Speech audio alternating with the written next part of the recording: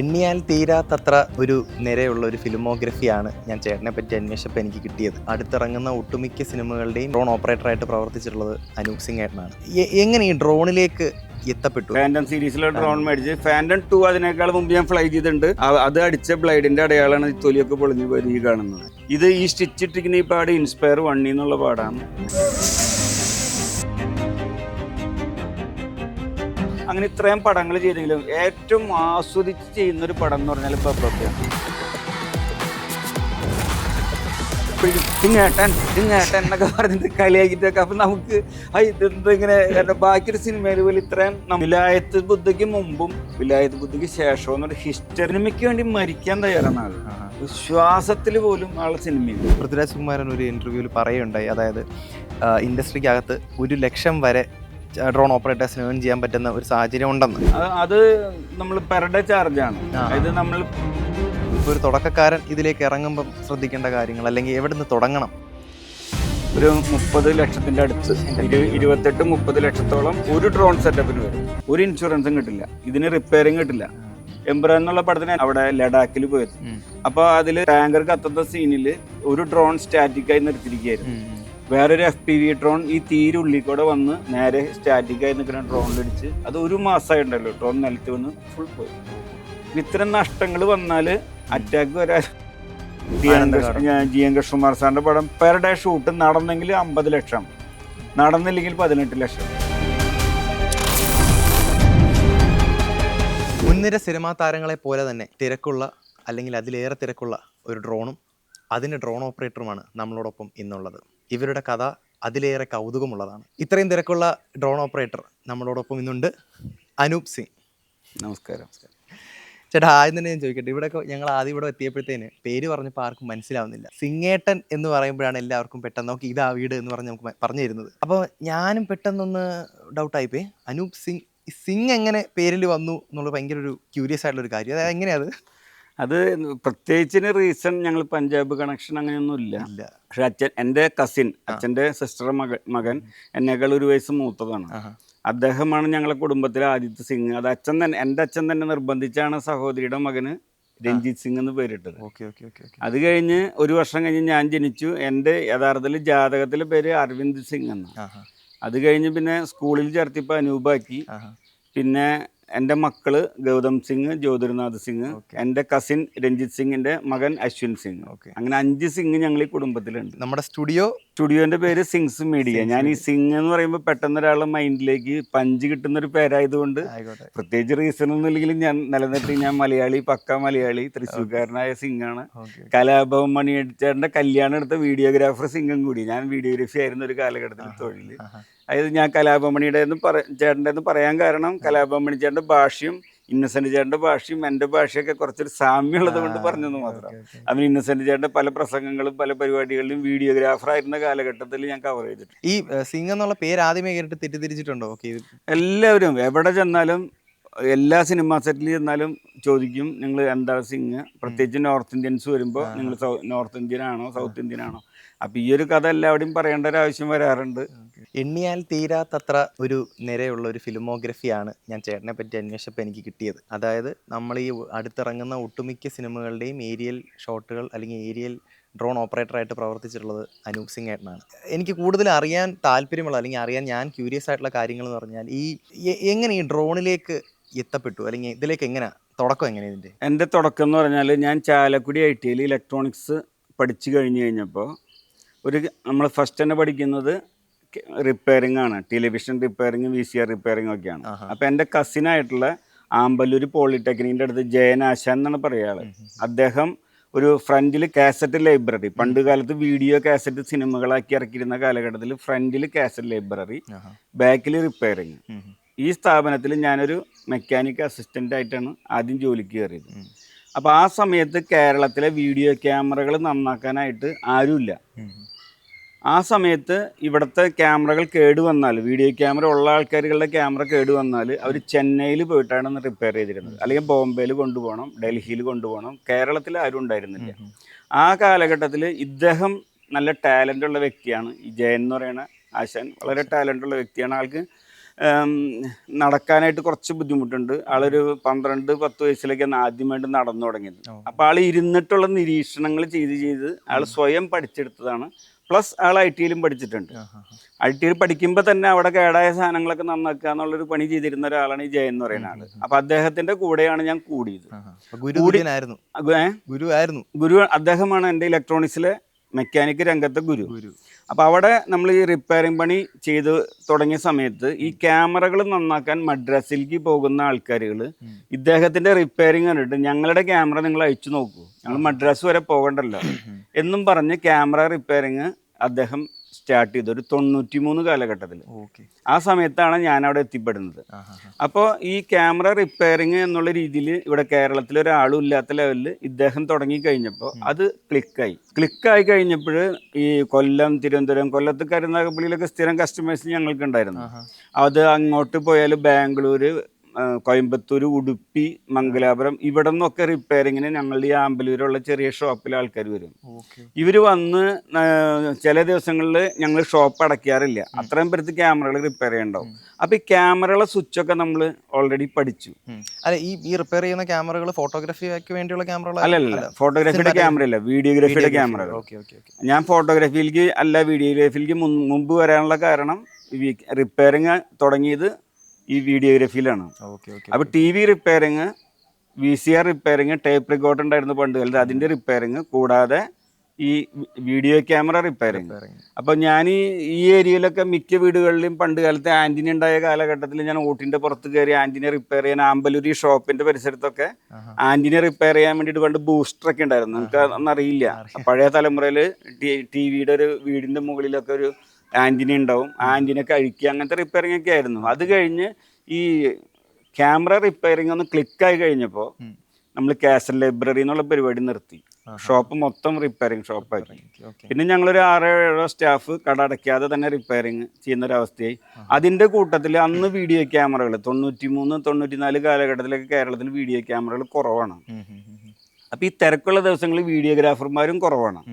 ഈ 2 കാര്യങ്ങൾ വന്നപ്പോൾ നമ്മൾ തിരക്കുള്ള ദിവസങ്ങളിൽ വീഡിയോഗ്രാഫർമാരെ പല സ്റ്റുഡിയോക്കാർക്കും കിട്ടാത്ത അവസ്ഥ വന്നു.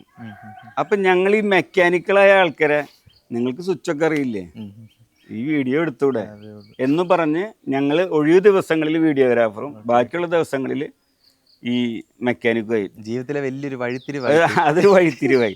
എനിക്ക് പക്ഷേ ഇത്തിരി ക്ഷമ കുറവുള്ള ഒരാളും ഇരുന്ന് പണി ചെയ്യാൻ മടിയുള്ള ഒരാളുമാണ്. അപ്പോൾ ഈ റിപ്പയറിംഗ് എന്ന് പറഞ്ഞാൽ ഇരുന്നുള്ള ഒരു പണിയായതുകൊണ്ട് ഞാൻ കൂടുതലും ഈ വീഡിയോഗ്രാഫിയിലേക്ക് കോൺസെൻട്രേറ്റ് ചെയ്തു. പിന്നെ റിപ്പയറിങ് ഞാൻ ഫുള്ളായിട്ട് വിട്ടു. എൻ്റെ ആശ എന്ന് പറയുന്ന ജയൻ എന്ന് പറയുന്ന ആൾ ഇപ്പോഴും റിപ്പയറിങ്ങിൽ തന്നെ തുടരുന്നുണ്ട്. അദ്ദേഹം ആ ക്യാമറ വിട്ടിട്ട് പിന്നെ DSLR ക്യാമറയിലേക്ക് മാറി.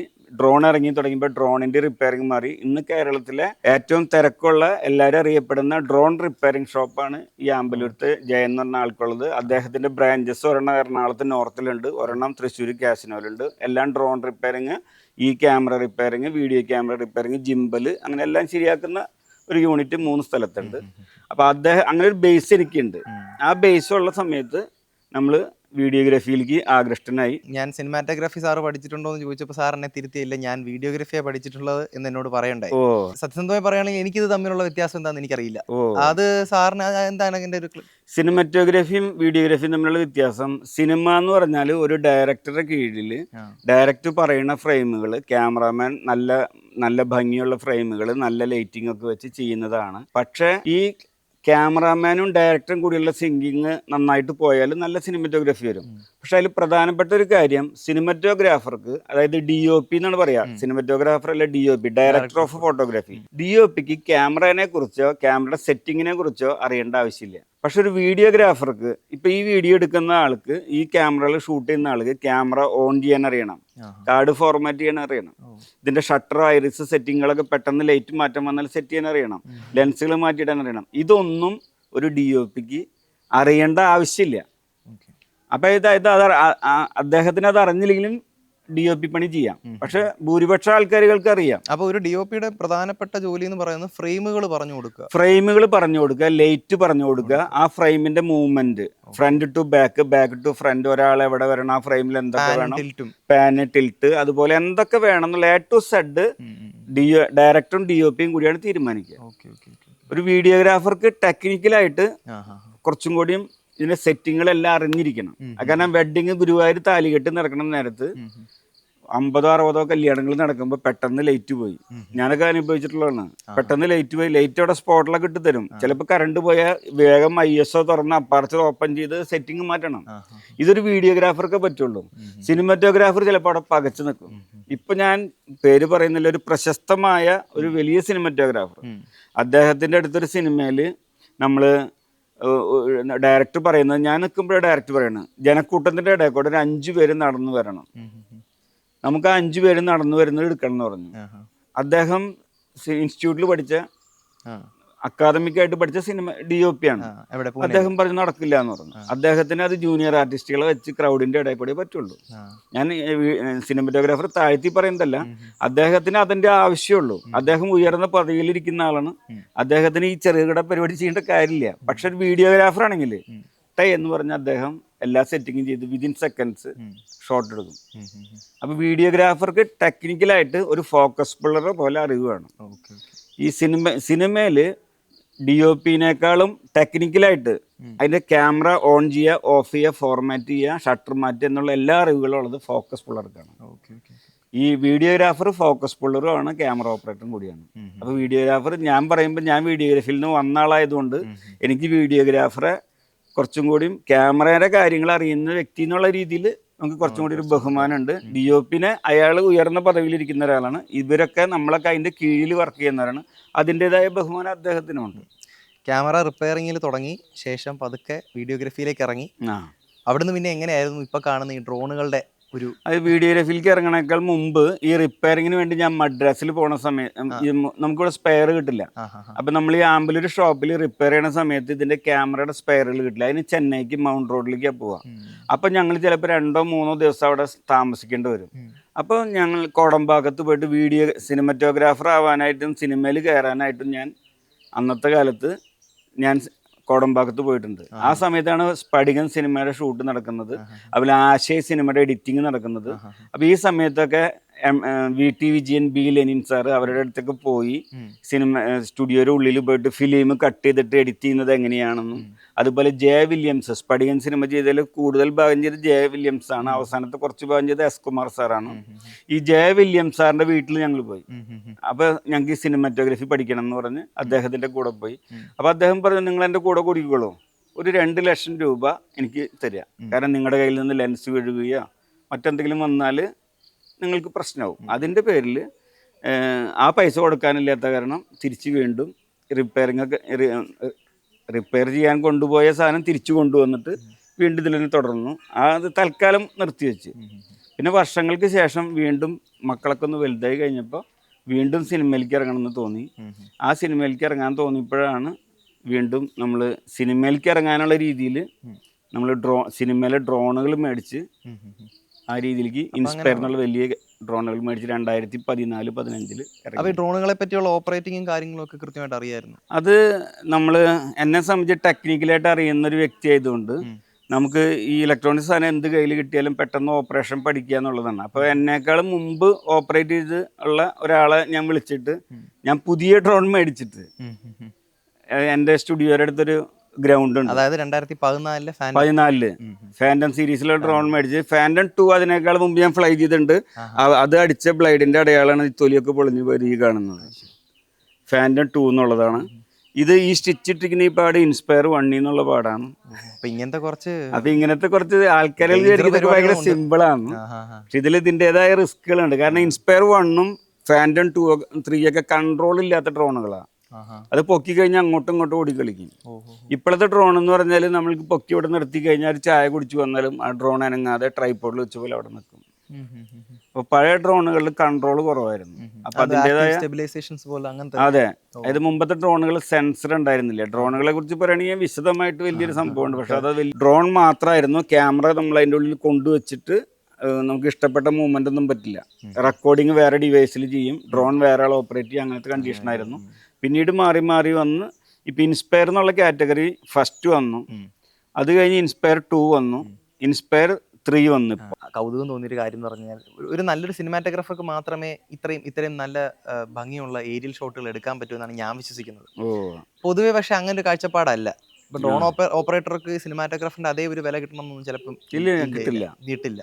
അപ്പം ചേട്ടന്റെ ഈ സ്ഥലവും ഈ ഗ്രാമവും ഇവിടുത്തെ ഭംഗിയും ചെറുപ്പം മുതലേ ഇവിടാണ് വളർന്നു വന്നതെന്ന് ചേട്ടൻ നേരത്തെ പറയുണ്ടായി.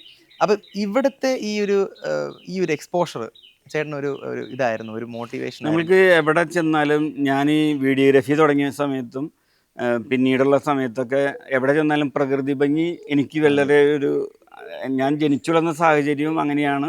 പിന്നെ സിനിമയിലൊക്കെ അത് ഉൾപ്പെടുത്തുക എന്നുള്ളൊരു ഇതുണ്ട്. അപ്പൊ ചില സംവിധായകര് ഞാനിവിടെ വായിച്ചിട്ടുണ്ട്, അതായത് നമ്മൾ കാണുന്ന ഭംഗി നമുക്ക് ഉള്ളിലുള്ള ഭംഗിയാണ്. അതെ, അതാണ് എടുത്ത് ഞാൻ ചോദിക്കാൻ കാര്യം. അതായത് ചേട്ടൻ ഇവിടെ ഇപ്പൊ ഇത്രയും പ്രകൃതി ഭംഗി ഇത്രയും നിലനിർത്തിക്കൊണ്ടുള്ള വീട്, ചേട്ടന്റെ നമ്മുടെ ഹട്ട് ഹൗസ് നമ്മൾ കണ്ടു. അപ്പോൾ പോകുന്ന വഴികളിലും ചേട്ടൻ ഭയങ്കര ആഹ്ലാദകരമായിട്ടാണ് ഇതിനെ പറ്റിയെല്ലാം സംസാരിക്കുന്നത്. അപ്പൊ എനിക്ക് തോന്നി അത് ചേട്ടൻ ഇതൊക്കെ ഫ്രെയിമിലേക്ക് എത്തിക്കാൻ ചേട്ടന് ഭയങ്കര കൗതുകമുള്ള ഒരാളാണെന്ന് എനിക്ക് തോന്നി. അതെ. അതായത് ഞാൻ വീഡിയോഗ്രാഫർ ആയതുകൊണ്ടും എനിക്ക് മുമ്പേ തന്നെ ഈ സീനറികളൊക്കെ എടുത്തൊരു പരിചയമുള്ളത് കൊണ്ടും ഇതറിയാവുന്ന ചില സിനിമാക്കാരുണ്ട്, ഡയറക്ടർ ഉണ്ട്. അവരൊക്കെ എനിക്ക് എൻ്റെ ഒരു സ്വാതന്ത്ര്യം, ഇപ്പൊ പണി എന്നുള്ള പടം ജോജി ചേട്ടൻ്റെ അടുത്ത് പണി എന്നുള്ള പടം ഫുള്ള് ഞാനാണ് ചെയ്തത്. അതിലിപ്പോ ജോജി ചേട്ടൻ വലിയൊരു ബ്രേക്ക് ത്രൂ അല്ലായിരുന്നു. അതെന്ന് പറഞ്ഞാൽ ഇൻസ്പയർ 3 എന്നുള്ള ഡ്രോൺ ഞാൻ മേടിച്ചിട്ട് അതിന്റെ ഫസ്റ്റ് വർക്കായിരുന്നു. അതായത് മൊത്തം നമ്മൾ 200-ലധികം പടങ്ങൾ ചെയ്തിട്ടുണ്ട്. അതിലിപ്പോ ഇൻസ്പയർ 3 ഞാൻ 40 സിനിമ ചെയ്തു. ആ 40 സിനിമയിലെ ഫസ്റ്റ് സിനിമ ജോജി ചേട്ടന്റെ പണി എന്നുള്ള പടമായിരുന്നു. അപ്പൊ ജോജി ചേട്ടനും അതിലെ ക്രിയേറ്റീവ് ഡയറക്ടർ ആയിരുന്ന ജയൻ നമ്പ്യാരും അവര് ഏകദേശം ഒരു സീൻ പറഞ്ഞ് നമ്മളെ തരും. ഇതാണ് നമുക്ക് വേണ്ടത്. ഫൈനൽ ആയിട്ടുള്ളത് നമ്മൾ എടുത്തുകൊണ്ട് കാണിച്ചു കഴിയുമ്പോൾ ജോജി ചേട്ടൻ അല്ലെങ്കിൽ ജയൻ നമ്പ്യാര് സാറ് അദ്ദേഹം അത് അപ്രൂവ് ചെയ്യും. ജയൻ നമ്പ്യാർ സാറല്ലായിരുന്നു നമ്മുടെ ഇപ്പൊ ഈ വിലായത്ത് ബുദ്ധയുടെ ഡയറക്ടർ. അപ്പൊ ജയൻ നമ്പ്യാർ സാറിന്റെ കൂടെ പണിക്ക് മുമ്പ് വിലായത്ത് ബുദ്ധയിൽ ഞാൻ വർക്ക് ചെയ്തിട്ടുണ്ട്. പിന്നെ ഈ പണിയിൽ വന്നപ്പോൾ വീണ്ടും വർക്ക് ചെയ്തു. അപ്പൊ ഇവര് രണ്ടുപേരും നമ്മളെ ഫൈനലായിട്ട് നമ്മൾക്ക് എന്താ പറയാ, നമ്മളൊരു പ്രസന്റേഷൻ കൊടുത്തു കഴിഞ്ഞാൽ ക്ലാസ് ടീച്ചർ ടിക്ക് ചെയ്യില്ല എന്നതുപോലെ ചില കേസുകൾ മാത്രം, അതായത് പണി എന്നുള്ള മൂവിയിൽ കണ്ടമാനം ഡ്രോൺ ഷോട്ട് ഉണ്ട്. അതിൽ ചില ഷോട്ടുകൾക്ക് മാത്രം ഇവര് കൂടെ വന്നിട്ടുണ്ട്. ബാക്കിയുള്ളതൊക്കെ എന്നെ കൊണ്ട് പോയി ഇടിപ്പിച്ചിട്ട് അവർ നോക്കിയിട്ട് ഇത് നമുക്കിടാം അങ്ങനെ റെഫർ ചെയ്യാണ് ചെയ്തത്. അതിപ്പോ വിലായത്ത് ബുദ്ധയിൽ ലാസ്റ്റ് ഷെഡ്യൂൾ വർക്ക് ചെയ്തപ്പോഴും ജയൻ നമ്പ്യാർ സാർ എന്നെ കണ്ട വശം പറഞ്ഞത്, സിംഗേട്ടാ നമ്മുടെ ഇതൊക്കെ എടുത്തില്ല. അപ്പൊ ഞാൻ പറഞ്ഞ എന്തെടുക്കണ്ടെന്ന് പറഞ്ഞില്ല.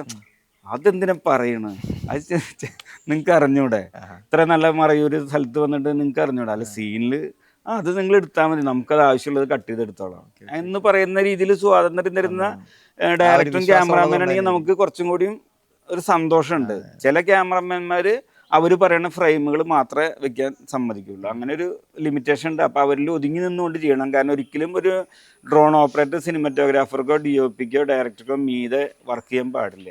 അപ്പോൾ അത് എൻ്റെ സിനിമയല്ലല്ലോ, അവരുടെ സിനിമയാകുമ്പോൾ അവർ പറയുന്നത് ചെയ്തു കൊടുക്കും. നമ്മൾ ചോദിച്ചു വന്നതെന്ന് പറഞ്ഞപ്പോൾ ഇവിടുത്തെ ഈ നാടിൻ്റെ അല്ലെങ്കിൽ ഈ നമ്മുടെ വീടും പരിസരവുമായിട്ടുള്ള ഈ ഇവിടുത്തെ ഭംഗി, അത് ചേട്ടൻ ഏതെങ്കിലും ഇതിൽ ഇൻഫ്ലുവൻസ് ചെയ്തിട്ടുണ്ടോ സിനിമാറ്റോഗ്രാഫി? അത് സിനിമാറ്റോഗ്രാഫി ഇൻഫ്ലുവൻസ് ഉണ്ട്. എവിടെ ചെന്നാലും ഞാൻ എൻ്റെ കയ്യിൽ വലിയ ഡ്രോണും ഉണ്ടായിരിക്കും, ചെറിയ ഡ്രോണുകളും ഉണ്ടായിരിക്കും. ഡയറക്റ്റ് പറയുന്ന DOP പറയുന്ന ഷോട്ടുകൾ വലിയ ഡ്രോണിൽ എടുത്ത് കൊടുക്കും. നല്ല ലൊക്കേഷനിലാണെങ്കിൽ എനിക്ക് വേണ്ട ഷോട്ടുകൾ മുഴുവനും ഞാൻ ചെറിയ ഡ്രോണിൽ എടുത്ത് 4K എടുത്ത് എൻ്റെ കയ്യിൽ 6000 GB സ്റ്റോക്ക് ഫുട്ടേജ് നമ്മൾക്ക് കേരളത്തിന്റെ എല്ലാ പ്രകൃതി ഭംഗിയും, അതിരപ്പള്ളി, അതുപോലെ ആലപ്പുഴ, മൂന്നാർ, വാഗമൺ എല്ലാം നമ്മുടെ കയ്യിൽ സ്റ്റോക്ക് ഉണ്ട്. ആർക്കെങ്കിലും വേണമെങ്കിൽ റെഫറൻസിന് സിനിമയ്ക്കായിട്ട് കൊടുക്കാറുണ്ട്. ഓക്കെ, അപ്പൊ നമുക്ക് ഇനി കുറച്ച് സിനിമാ വിശേഷങ്ങളെ പറ്റി ചർച്ച ചെയ്യാം. ഞാനിവിടെ വന്നതിൽ ഏറ്റവും എക്സൈറ്റഡ് ആയിട്ടിരിക്കുന്ന ഒരു കാര്യം എന്ന് പറഞ്ഞു കഴിഞ്ഞാൽ നമ്മുടെ നിതേഷ് തിവാരി സംവിധാനം ചെയ്തിരിക്കുന്ന രാമായണ സിനിമയിൽ ചേട്ടൻ ഏരിയൽ ഷോട്ടുകൾ അല്ലെങ്കിൽ ഡ്രോൺ ഷോട്ടുകൾ എടുത്തിട്ടുണ്ട്, വർക്ക് ചെയ്തിട്ടുണ്ടെന്ന് ഞാൻ അറിയും. എങ്ങനെ ഉണ്ടായിരുന്നു എക്സ്പീരിയൻസ്? അതെന്ന് പറഞ്ഞിട്ടുണ്ടെങ്കിൽ നമ്മൾ ചെറിയൊരു സന്തോഷത്തിനൊപ്പം ദുഃഖമുള്ളൊരു കാര്യമാണ്. കാരണം എന്താ വെച്ചിട്ടുണ്ടെങ്കിൽ ഇപ്പോൾ AI VFX ഇത്തരം കാര്യങ്ങൾ ഭയങ്കര പ്രചാരമായി വരുന്നുണ്ട്. മുമ്പ് നമ്മളുടെ രാവണൻ എന്ന് പറഞ്ഞ പടം ഇവിടെ അതിരപ്പള്ളിയിലാണ് ഷൂട്ട് ചെയ്തത്. അതുപോലെ തന്നെ ബാഹുബലി അതിരപ്പള്ളിയിലാണ് ഷൂട്ട് ചെയ്തത്. പുലിമുരുകൻ അതിരപ്പള്ളിയിലാണ് ഷൂട്ട് ചെയ്തത്. ഇതൊക്കെ ഷൂട്ട് ചെയ്യുന്ന സമയത്ത് 5-6 കാരവൻ, ബൗൺസേഴ്സ് എല്ലാം കൂടി 200-300 ആൾക്കാരടങ്ങുന്ന ഒരു സംഘമാണ് വന്ന് ഷൂട്ട് ചെയ്തത്.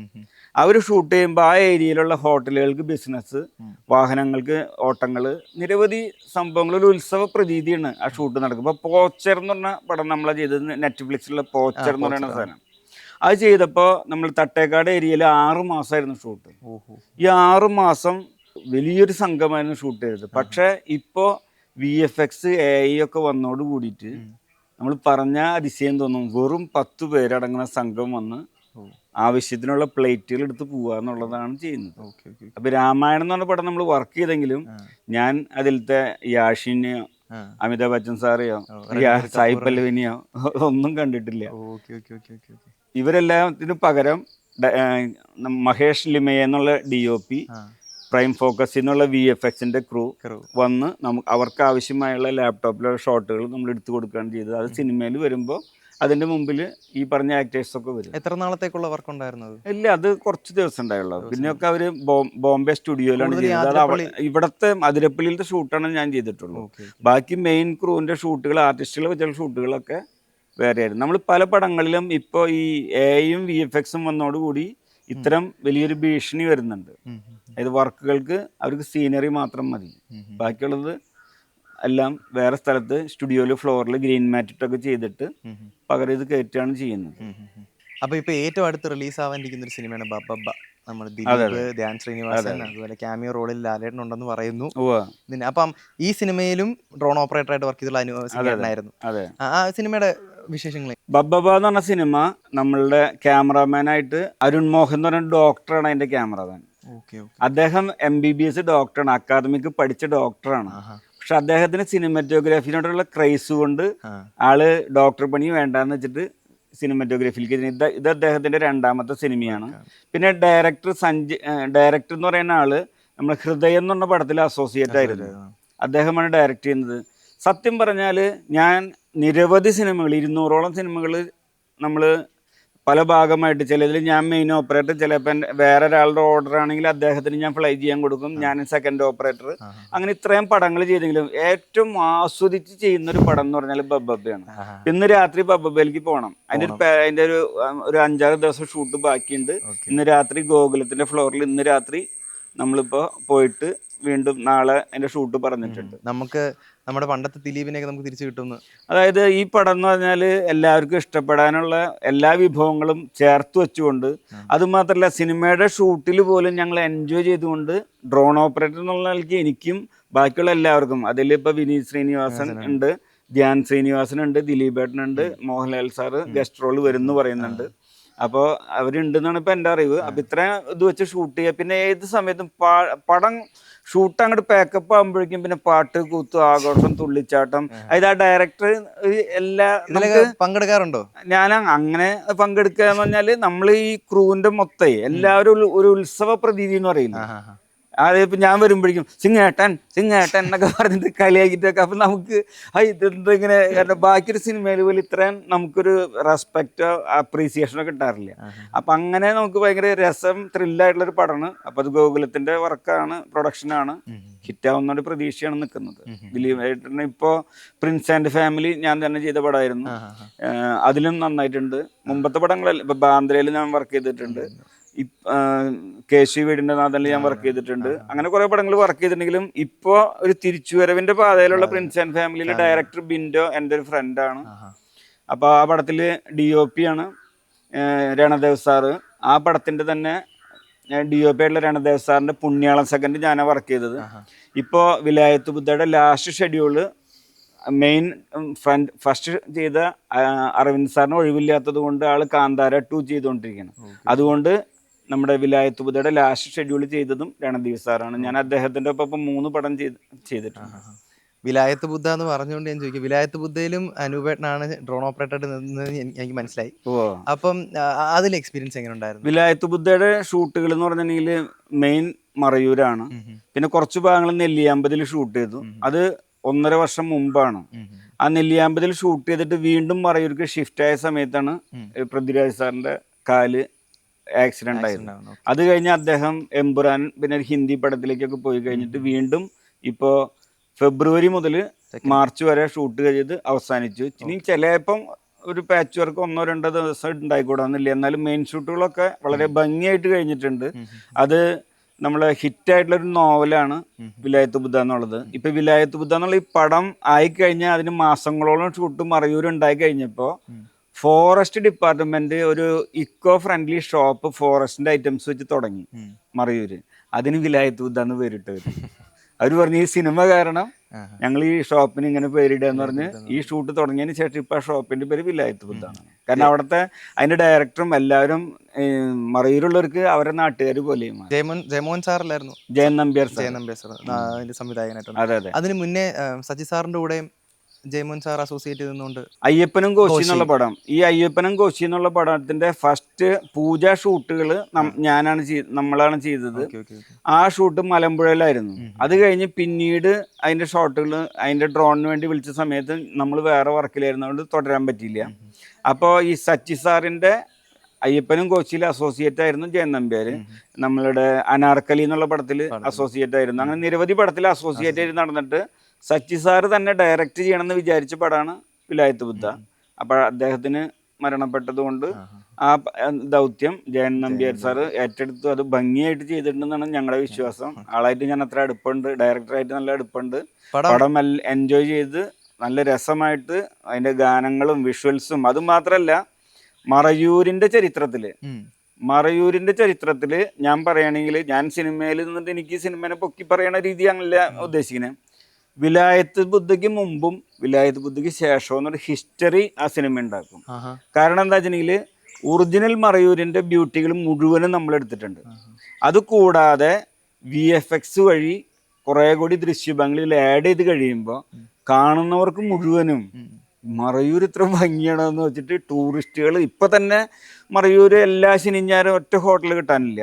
ഈ വിലായത്ത് ബുദ്ധ കഴിഞ്ഞോടുകൂടി ഇനി ഹോട്ടലുകളിലേക്ക് അടുക്കാൻ പറ്റാത്തത്ര തിരക്കായി മാറും. അത്ര ബ്യൂട്ടി സീൻ വൈസ് അല്ല, ഡ്രോൺ വൈസ് അല്ല പറയണ, അല്ലാത്ത ക്യാമറയിലും ഡ്രോൺ വഴിയും VFX വഴിയും എല്ലാം വഴിയും മറയൂർ എന്നുള്ളത് കേരളത്തിലെ ഒരു സ്വർഗമാണെന്നുള്ള രീതിയിലുള്ള ഒരു ഇതായി ഈ പടം മാറും. പിന്നെ കഥയുടെ വയസ്സ് എല്ലാവർക്കും ഇഷ്ടപ്പെട്ട ഒരു കഥയാണ്, മുമ്പേ വന്നൊരു നോവലാണ്. അപ്പോൾ കഥയുടെ ഇതിലും അത് നന്നാവാൻ തന്നെ വഴിയുണ്ട്. പിന്നെ പൃഥ്വിരാജ് സാറ് ഒക്കെ നന്നായിട്ട് അഭിനയിച്ചിട്ടുണ്ട്. നരിവേട്ടയിലത്തെ ആ പെൺകുട്ടിയാണ് ഇതിലത്തെ ഹീറോയിനായിട്ട് വരുന്നത്. നരിവേട്ടൻ ഞാനാണ് ചെയ്തിരുന്നത്.